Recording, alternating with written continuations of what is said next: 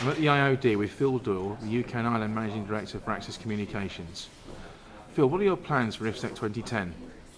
IFSEC 2010 is going to be a continuation of IFSEC 2009. We had a fantastic year last year with over 800 sales leads and a packed agenda for everybody there. We're really looking to improve upon that again this year and showcase some of the new cameras that we've brought to market between IFSEC 2009 and today. And thermal imaging is one of the key areas you're looking at present. Could you explain a bit about that for our readers?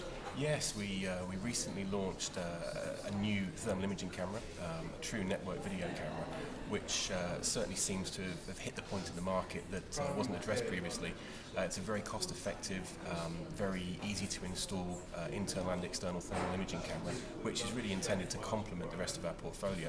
And so far in the first couple of months of launch of the camera, we've seen amazing demand for trials, particularly in areas such as critical national infrastructure, power stations and seaports and that kind of thing. Yeah. Could you give us a broad overview of some of the products on display this year? Yeah, we're going to be adding to obviously what was on display last year in IFSEC 2009 by adding a lot of our new external ready cameras.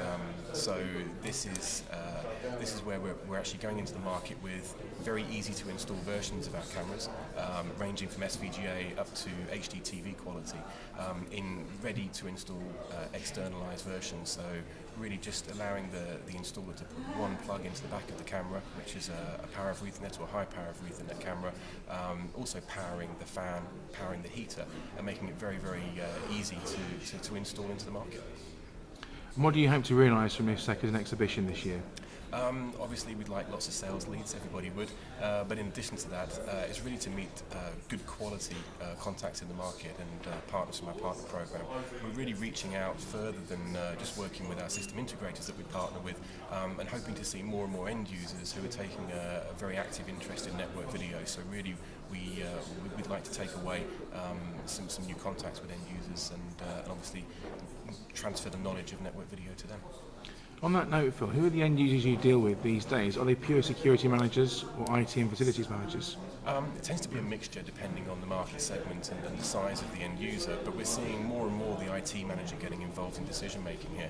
And of course network video goes over a LAN or a WAN and then can be used globally via the internet or via the local area network.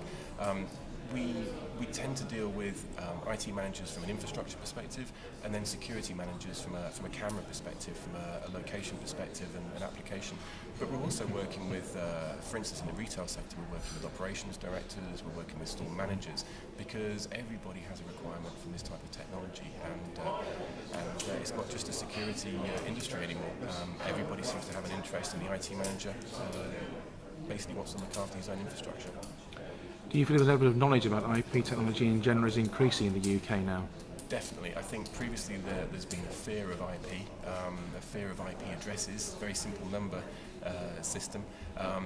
But I think with the advent of HDTV and better images being broadcast from these cameras and better usability, let's say, there's certainly been a level of education that's increased in the last couple of years, certainly, yeah. We run courses at Axis which are constantly oversubscribed, and I think it just reflects the thirst for knowledge in the UK right now. Excellent. Thank you very much, Phil.